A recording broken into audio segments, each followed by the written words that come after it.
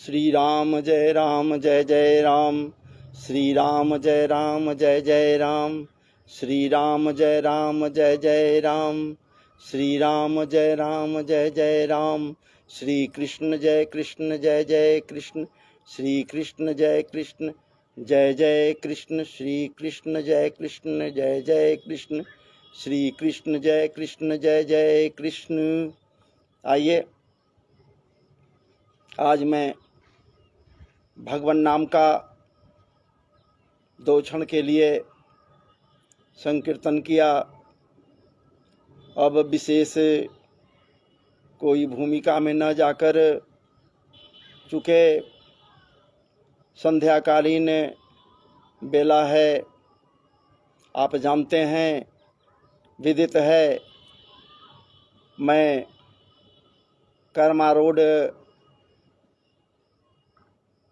औरंगाबाद के भास्कर नगर स्थित बाल कन्हैया रोड नंबर 2 के अपने आवास से ही बैठकर भगवत कृपा या फिर कृपामृत को पान करने के निमित्त या पान कराने के निमित्त 2-4 शब्दों पर चिंतन करते हुए, मनन करते हुए परम पवित्र समस्त शास्त्रों में श्रेष्ठ, समस्त पुराणों में श्रेष्ठ महापुराण वाङ्मय ब्रह्म भागवत जी में प्रवेश करने की ढिठाई कर रहा हूँ। और आप लोगों से करबद्ध अनुरोध रहेगा, आप लोग जुड़िए और मेरे साथ आप भी जहाँ हैं वहीं से श्रवण कीजिए, मनन कीजिए और विचार कीजिए। ये ज्ञान यज्ञ ही तो है भागवत की कथा। बस और कोई कर्म नहीं भैया, यही सत्कर्म है। और जो सत्कर्म के अंदर प्रविष्टि पा लिया, जो सत्कर्म को धारण कर लिया, उसका जीवन सफल है। इसलिए क्रूर से क्रूर कृत्य करने वाला, पाप कर्मों में सदा पचे रहने वाला, पाप में प्रवृत्त रहने वाला, पाप को ही प्रवृत्ति बना लिया है, या फिर प्रवृत्त रहने वाला कि मैं पाप करूं, प्राणी भी जब मृत्यु के पश्चात प्रेतत्व को प्राप्त करता है, तो ये भागवत जी ही तो सत्कर्म हैं। और भागवत जी के कथा प्रसंग में जब कोई बैठता, उसके घर के लोग वो भी आकर वहीं अभिराजित हो जाता और प्रेतत्व से मुक्ति पाता। मैं वहां नहीं जाऊंगा, मैं तो वहां चल रहा हूं जहां आपको भी लेकर चलने का प्रयास कर रहा हूं। कल मैं जहां था, देखिए महाराज जी, सबसे बड़ी बात तो यह है कि कल मैं उस परिवेश में था जहां घोर कलिकाल आज है। भगवान वासुदेव श्री कृष्ण के लोक गमन, स्वलोक गमन के पश्चात ही तो कलिका यहाँ मतलब जी प्रादुर्भाव हो गया था। और ये कलयुग कितना खतरनाक है, कैसा क्रूर है, कैसा दुराचारी है। ये दुराचारी हो या न हो, इसके काल में महाराज जी लोग दुराचारी हो जाते हैं। लोग दुराचारी हो जाते हैं और ये तो मन मस्तिष्क को ही विकृत कर देता है। कली काल, ये कली काल मन को विकृत कर देता है। वाणी में कठोरता क्रूरता आ जाता है, स्वभाव में क्रोध भर जाता है। ये सब के सब जितना कुछ कुसंस्कार है महाराज जी, उससे वो मनुष्य या हम सब मनुष्य नहीं बच पाते हैं। एक ही साधन बचने का है, बस और कुछ नहीं। काल ब्याल मुखग्रास त्रास निर्नाश हेतवे श्रीमद्भागवतम शास्त्रम कलौ कीरेन भाषितम। एतस्मात् परम किंचन, एतस्मात् परम किंचन मनः शुद्धेन विद्यते। विचार कीजिए भैया, कोई साधन नहीं है मन के शुद्धि के लिए, मस्तिष्क के शुद्धि के लिए, या हृदय के कुसंस्कारों के शुद्धि के लिए कोई साधन नहीं है। एकमात्र यही साधन है भागवतालाप, भगवती चर्चा, भागवती चर्चा। महाराज जी कहाँ भगवान का चर्चा है इसमें? यहाँ तो भगवान के भक्तों के विषय में भागवत जी में चर्चा है। इसीलिए तो भागवत जी श्रेष्ठ हैं। भगवान के भक्तों के जीवन पर ही ये चर्चा कुछ किया गया है, इसलिए भागवत जी श्रेष्ठ है। तो मैं वही आपको लेकर चलूंगा या चल रहा हूं। तो उसके पूर्व जब ये समझ गए, कल मैं जहां था उससे आगे चलूंगा, लेकिन उसके पूर्व जब ये समझ गए परीक्षित जी कि अब हमारे इस राज्य में, जहां तक मेरा राज्य है, कुरुजांगल प्रदेश में रहते थे, जहां तक मेरा राज्य है उसमें कली का प्रवेश हो गया है, लोगों से कुकृत्य करवाएगा आदि आदि हिसाब में आया है। तो भागवत जी में व्यासदेव रचित श्री सुखदेव जी महाराज कहते हैं, जदा परीक्षित कुरुजांगले वसन, यदा परीक्षित कुरुजांगले वसन, कलिंग प्रविष्टं निज चक्रवर्ती ते, निशम्य वार्ता मनति प्रियाया, ततः निशम्य वार्ता मनति प्रियांग दत्त, सरासनं संजुग सौंडिरा ददे।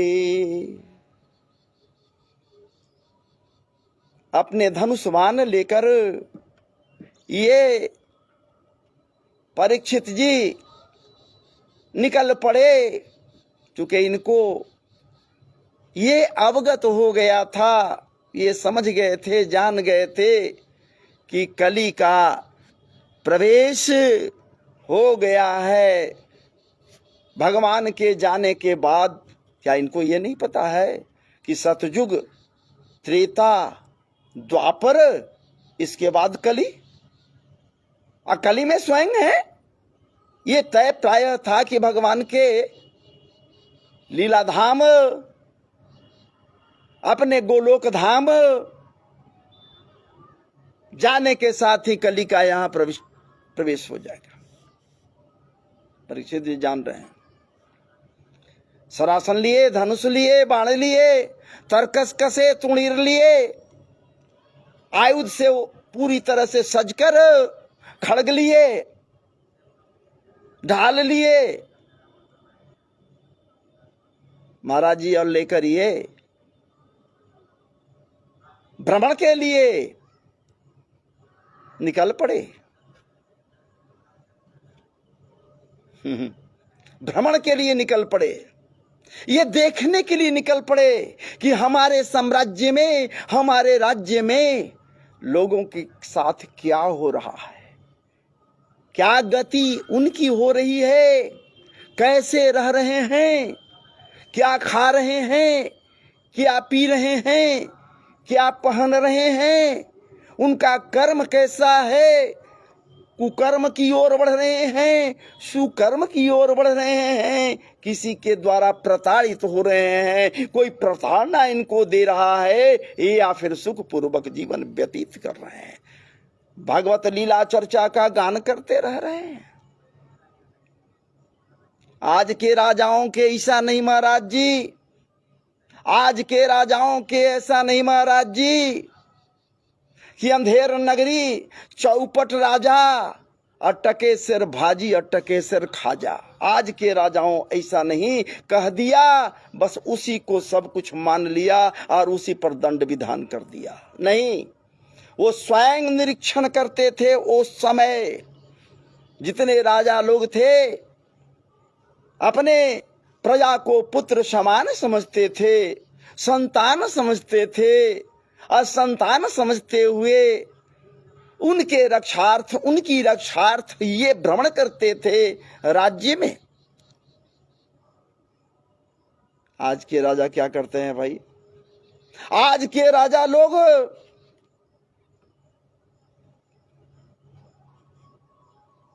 दरबारियों की भरमार करते, दरबार लगा देते हैं, फलना फलना फलना फलना, बैठो तुम सुनाओ, तुम सुनाओ, तुम सुनाओ, तुम सुनाओ।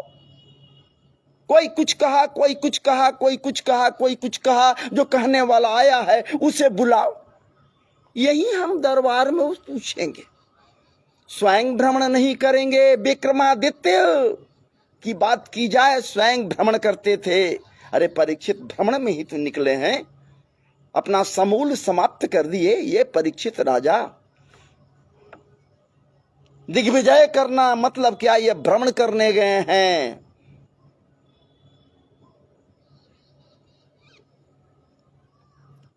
स्वलंकृतं श्याम तुरंग योजितं, स्वलंकृतं श्याम तुरंग योजितं, रथं मृगेन्द्र ध्वजमाश्रितः पुरात्, वृतो रथा स्वद्वीपपतियुक्तया,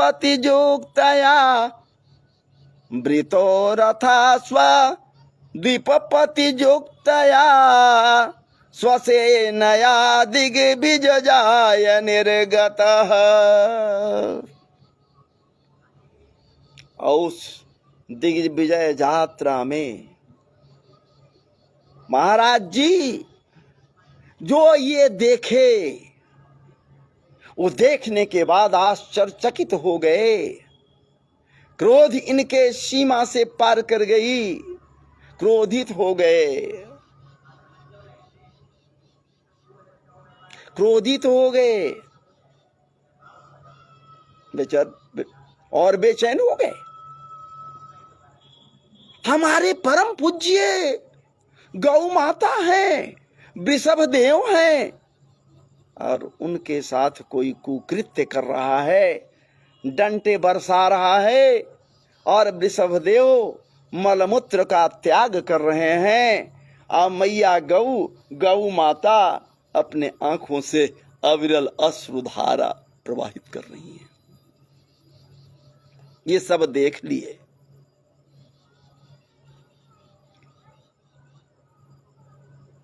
लेकिन पूर्व के वीडियो में मैं ये बतलाया था कि उस कलयुग के साथ संवाद के क्रम में उसके रहने के लिए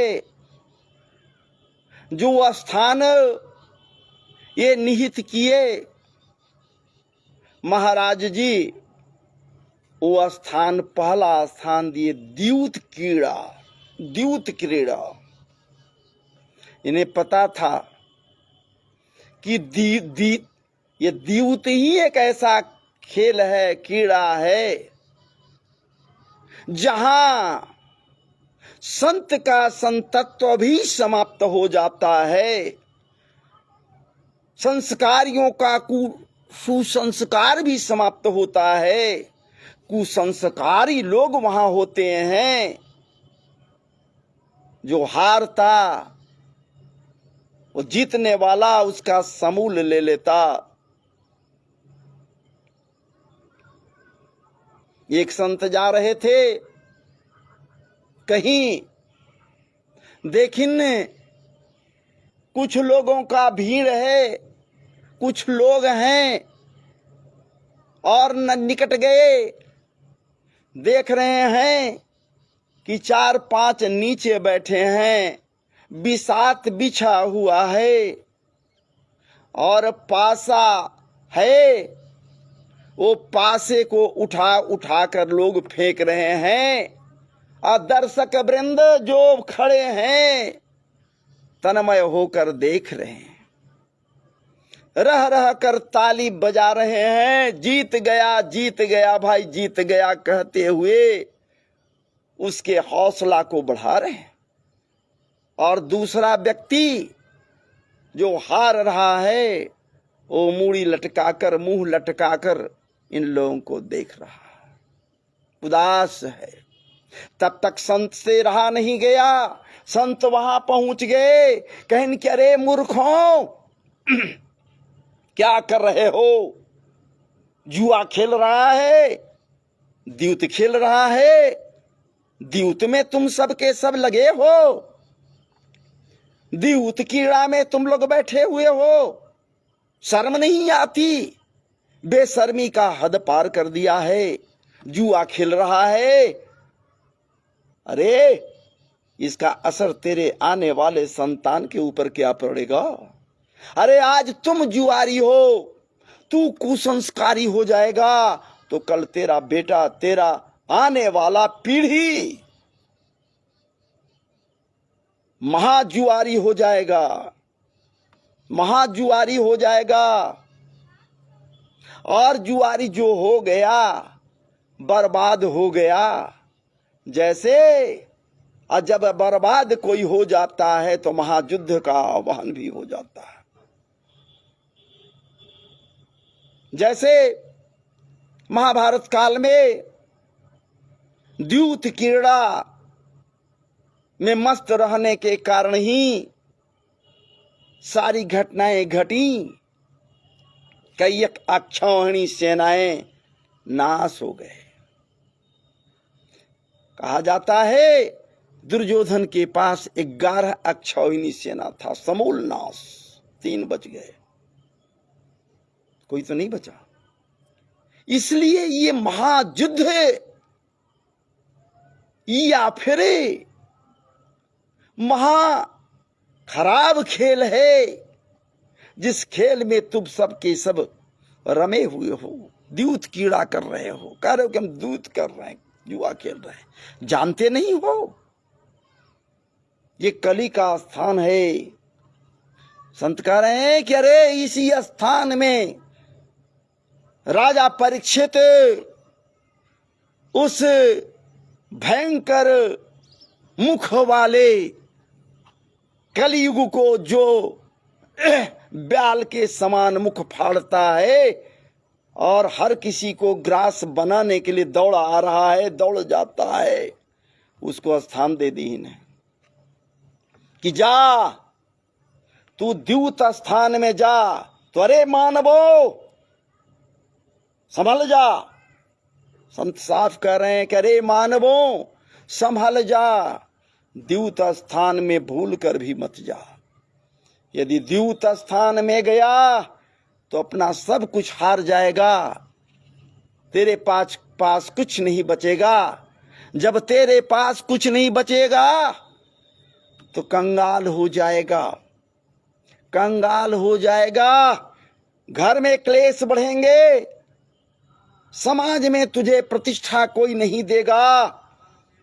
तुझे देखने के पश्चात समाज के लोग कहेंगे, अरे देखिए जुआरी जा रहा है, जुआरी जा रहा है, जुआ खेलने वाला जा रहा है। ये कोई जरूरी थोड़े है कि जुआरी बनोगे तो जुआरी बनने के बाद कुछ ऐसा कृत्य करोगे कि तेरा कृत्य उत्तमोत्तम कृत्य में बदल जाएगा और तुम इंद्र का पदवी ले लोगे, इंद्र बन जाओगे। कोई जरूरी नहीं है भैया। जैसा कि राजा बलि का पूर्व जन्म था, राजा बलि पूर्व जन्म में महाजुआरी थे, पक्का जुआरी थे। जुआ खेलना उनका काम था नित्य प्रति। बिना जुआ खेले हुए द्यूत कीड़ा में जब तक भाग नहीं लेते तब तक वो अशांत रहते। राजा बलि की बात मैं कर रहा हूं, पूर्व जन्म, बाद में राजा बलि हुए।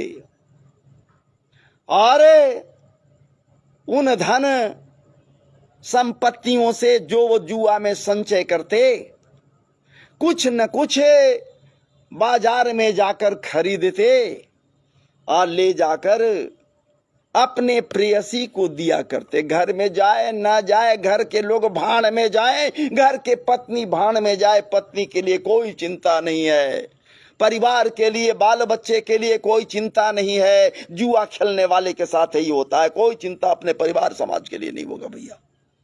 लेकिन एक बात जरूर है, किसी एक के लिए चिंतित वो जरूर रहता है, और एक कोई और नहीं, उसका प्रेयसी, जिसे बहुत ज्यादा प्रेम करता है। यही हुआ, वो जुआरी बाजार गया, रत्नों आभूषणों के दुकान में गया, एक सुंदर सा हार खरीदा।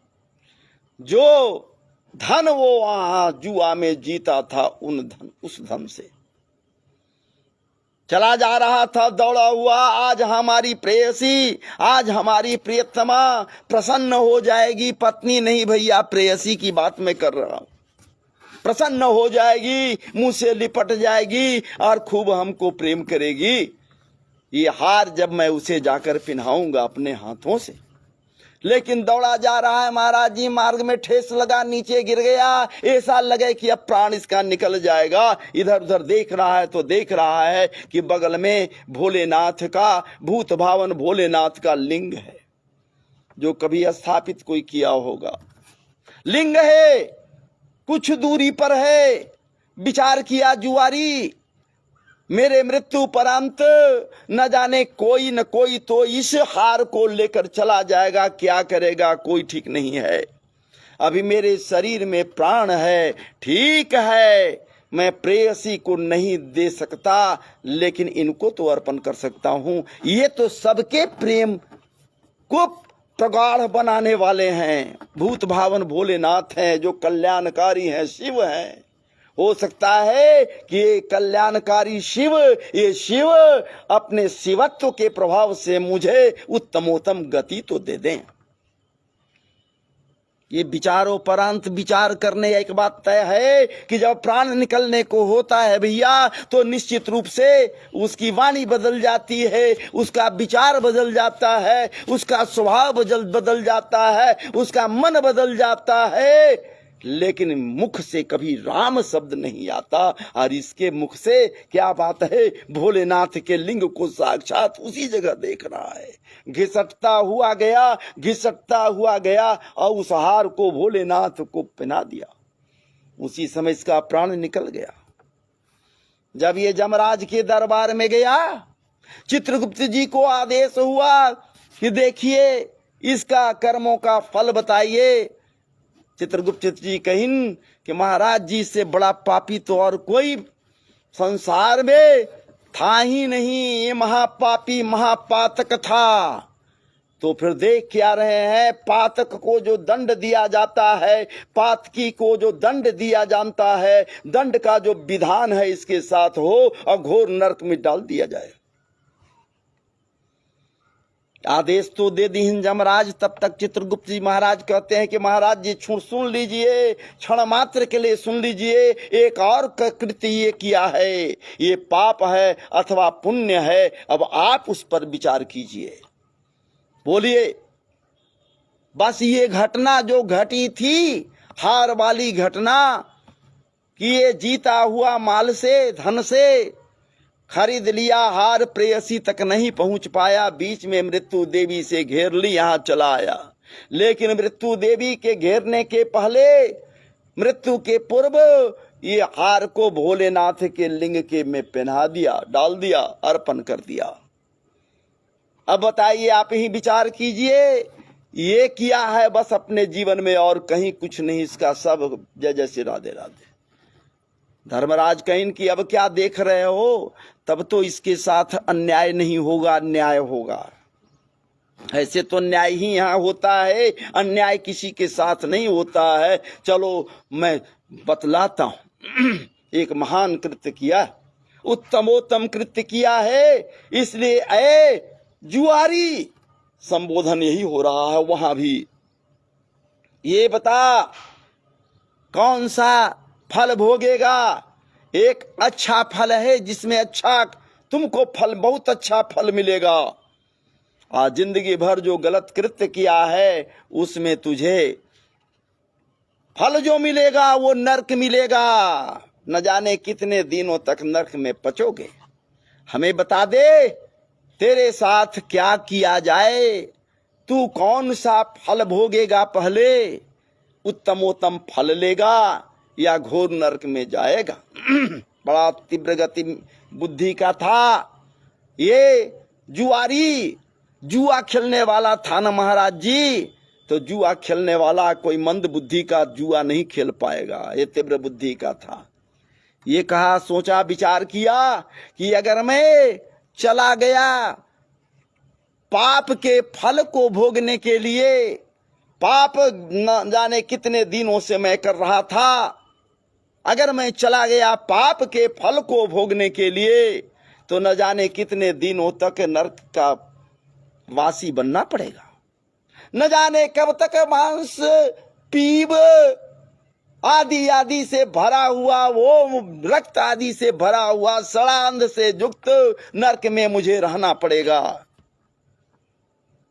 फिर कब हमारा उससे निकलना होगा और कब मैं उत्तमोत्तम फल को पाऊंगा, कोई ठीक नहीं। इसलिए क्यों नहीं सबसे पहले मैं उत्तमोत्तम फल को ही पालूं, फिर मैं उसे नरक में जाऊंगा। हाथ जोड़े ये जुआरी, कहा कि प्रभु आप एक काम कीजिए, हमारा जो उत्तमोत्तम फल है, उत्तम कृत्य का जो फल होता है वही हमें दीजिए। हमारी चेहरा आपको नहीं दिखलाई दे रही होगी भैया, इसलिए कि अंधेरा हो गया, लेकिन जी नहीं मान रहा है, इसलिए इसको तो कम से कम पूरा कर दें। इसलिए हमें उत्तमोत्तम फल की अपेक्षा है, वही हमें दीजिए। बस महाराज जी कहीं के ओ मस्तु तथास्तु, जाओ तुझे इंद्र की पदवी दी जाती है, वो भी ज्यादा देर के लिए नहीं, मात्र 24 घंटे के लिए। हो सकता है समय में, कहने में, बतलाने में मैं भूल कर रहा हूं, आप ध्यान नहीं देंगे, लेकिन जहां तक मुझे याद है कि 24 घंटे के लिए उनको समय मिला। और ये इंद्रासन के इंद्राधिकारी हो गए। इंद्र वो 24 घंटे के लिए हट गए जो थे, सो ये इंद्र के आसन पर आसीन हो गए। इनके पास मिलने के लिए गुरुदेव आए, बृहस्पति आए, सारे देवगण आए, सबसे परिचय की बात हुई। लेकिन ये कहीं कि अभी परिचय बाद में करेंगे, घबराइए नहीं, पहले कुछ यहाँ आया हूं तो काम तो कर लूं। गुरुदेव को कहीं कि महाराज जी आप हमको बतलाइए कि मुझे क्या करना चाहिए, हमें क्या करना चाहिए, आप बतलाइए। गुरुदेव कहिन कि आप चूंकि अधर्मी हैं, लेकिन धर्म के अनुसार उत्तमोत्तम कर्म के मुताबिक आप इंद्रासन में भी 24 घंटे के लिए आए, तो उत्तमोत्तम कर्म कीजिए। तब तक नारद जी भी आ गए। कहें कि महाराज देख क्या रहे हो, दान से बड़ा कुछ नहीं है, दान करो दान करो दान करो, दान करते करते अपने आप को भी दान कर दो, फिर देखो कि क्या होता है। बस लगे दान करने, खोजना नहीं था, ढूंढना नहीं था। जिसको दान किया जाए, बृहस्पति तो उसी जगह थे, ब्राह्मण थे, गुरु थे। दान करने लगे, वो इंद्र बने हुए जुआरी दान करने लगा। अकूत संपत्ति नहीं, पूरा का पूरा स्वर्ग ही दान कर दिया। अब तो दान करने के लिए कुछ नहीं इसके पास बचा है। अब बचा भी है तो सिंहासन बैठा बचा है, जिस पर बैठा हुआ है, आइए स्वयं बचा हुआ है। इसलिए दान करने में चूका नहीं, पर उसके बाद सिंहासन को दान कर दिया और पुनः अपने आप को दान कर दिया। तब तक 24 घंटा पूरा हो गया। महाराज जी आए यहां पर जुआरी को ले जाने के लिए, लेकिन पीछे पीछे धर्मराज भी आ गए। धर्मराज आ गए तो अपने पार्षदों को कहिन, अपने दूतों को धर्मराज कहिन कि अब ये जुआरी नहीं, अरे अब यहाँ कहाँ आ रहा है, अब तो ये महान हो गया। इसलिए यहाँ अब उसी क्षण और भी देवगण वहाँ पधार गए, भूतनाथ आ गए, भोलेनाथ आ गए। उसी जुआरी के साथ उत्तमोत्तम न्याय हुआ और वही जुआरी बाद में राजा बलि के रूप में हुआ है। मैंने कहा ये भागवत जी में आया है। तो चलिए अब तो भाई, लेकिन एक बात के बता दूं कि वो संत कहा कि सावधान रहो अरे मानवो, याद रखो, भूलो नहीं, जहां द्यूत स्थान है, जहां जुआ खेला जाता है, भूल से भी वहां मत जा। वहां कली का निवास है, कली वहीं रहता है, और कली अगर वहां है तुम भी जाओगे, देखने मात्र से जाओगे तो तुम्हारा दिमाग विकृत हो जाएगा, उलट जाएगा, मन बदल जाएगा और तुम भी जुआ खेलना शुरू कर देगा और नतीजा होगा कि बर्बाद हो जाएगा। तो बर्बादी से बचना है तो गलत रास्ते को त्याग दे। अब अंधेरा बिल्कुल हो गया, हमें क्षमा करेंगे। जय जय श्री राधे, जय जय श्री राधे, जय जय श्री राधे। वृंदावन बिहारी लाल की जय, कृष्ण कन्हैया लाल की जय, गोपाल जी महाराज की जय। अब क्रमशः कल फिर कोशिश करूंगा आपके समक्ष बैठकर इसको पूरा करने के लिए। पूरा कहाँ से होगा, लेकिन एक बात जरूर है कि और पहले से बैठकी लगाऊंगा तो कोशिश करूंगा कुछ न कुछ अधिक से अधिक आपके समय समक्ष परोसाई करूं। इसलिए अब हालांकि इसे तो मैं अपने चैनल पर डाल दूंगा, हालांकि लिंक अपने चैनल के डिस्क्रिप्शन में या अपने वीडियो के डिस्क्रिप्शन में चैनल का लिंक भी हम डाल दिया है या डाल देते हैं। अब पहले नहीं पता था मुझे कैसे लिंक पड़ता है क्या है, डाल दिया है। कोई भी आप महानुभाव उस लिंक के द्वारा मेरे चैनल को खोल सकते हैं और निश्चित रूप से राधा कृष्णा जो मेरा चैनल है उसमें वीडियो का रसास्वादन कर सकते हैं। जय जय श्री राधे, जय जय श्री राधे, जय जय श्री राधे। वृंदावन बिहारी लाल की जय, कृष्ण कन्हैया लाल की जय, गोपाल जी महाराज की जय, गिरिराज धरण भगवान की जय। मन तो नहीं मान रहा है, लग रहा है कि अभी और बैठें, प्रभु चिंतन और करें और करें और करें, लेकिन क्या किया जाए, अंधेरा हो गया, आप देख ही नहीं सकते हो। इसलिए जय जय श्री राधे, आदेश कीजिए।